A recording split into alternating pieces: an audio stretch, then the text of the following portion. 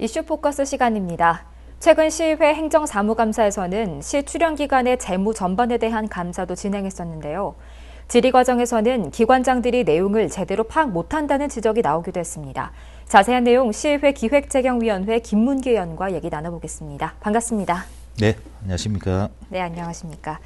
부산국제교류재단 그리고 부산인재평생교육원 얘기입니다. 먼저 부산국제교류재단의 재무제표에 잘못 표기된 부분이 있다는데 이게 어떤 문제가 있는 겁니까?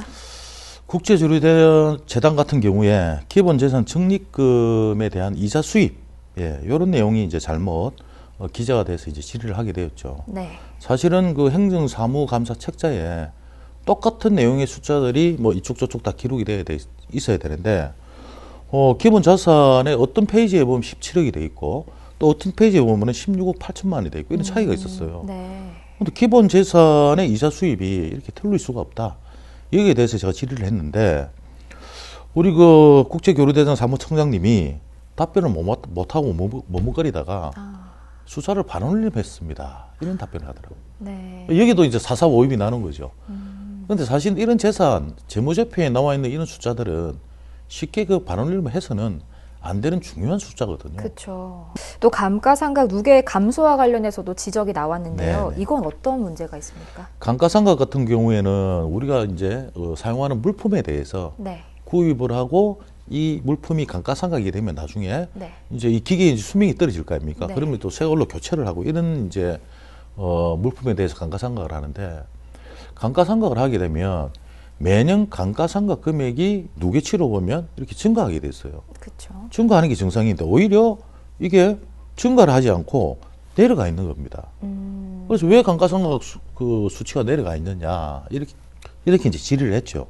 질의를 하니까 이것조차도 그 감사 자리에서 원장이라는 사람이 그 기관의 수장이라는 사람이 제대로 답변을 못하는 거죠.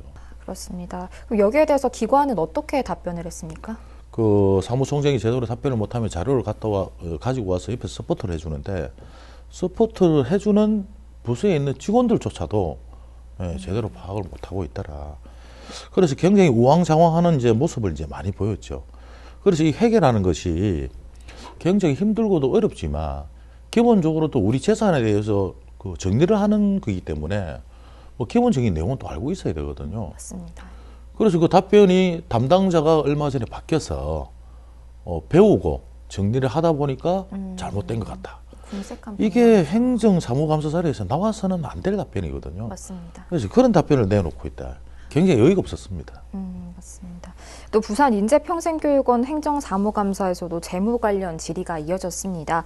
미지급금과 고유목적사업 준비금에 관한 건데 이건 무슨 내용입니까? 임평원회 같은 경우에는 유동부채에 관련돼서 이제 지급을 했어요.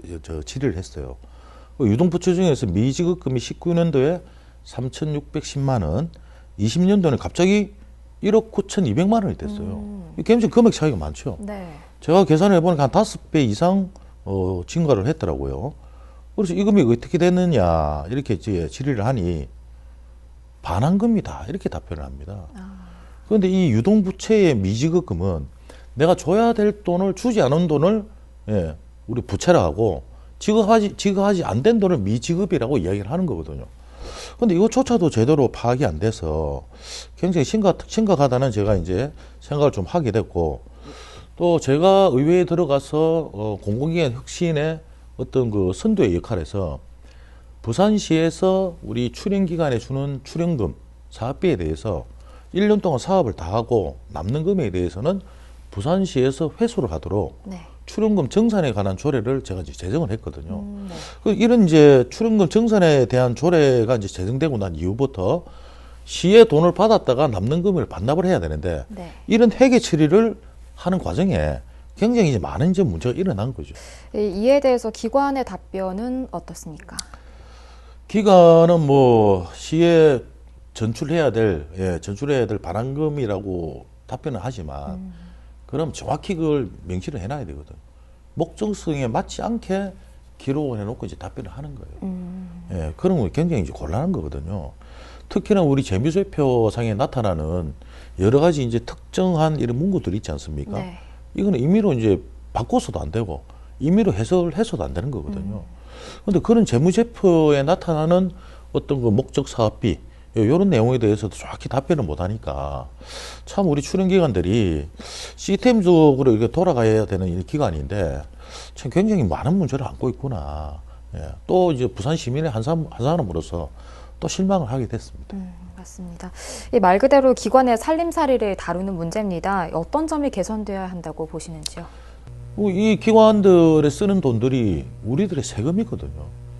부산 시민들의 세금인데 그런 세금을 그렇게 소홀히 다룰 수가 있는가? 맞습니다. 이런 부분에 대해서 굉장히 문제가 많고 앞으로도 이런 그 공공기관장, 출입기관장을 갖다가 부산시에 임명을 할 때는 정말 제대로 된 사람을 임명을 해서 그 기관의 어떤 고유사업 목적, 정체성, 살림살이 이런 것들 기본적으로 잘 파악할 수 있도록 우리 부산시에서부터 관리 감독을 철저히 좀 해야 되겠다. 예, 이런 생각이 들고 그런 부분에 대해서 이제 부산시나 우리 출연기관 수장들한테 제가 굉장히 많은 이제 질책을 했던 그런 시간이었습니다. 맞습니다. 말씀하신 것과 더불어서 또 철저한 재무 관리로 재정 건전성을 확보할 필요성이 시급해 보입니다. 오늘 말씀 여기까지 듣겠습니다. 고맙습니다. 네, 감사합니다.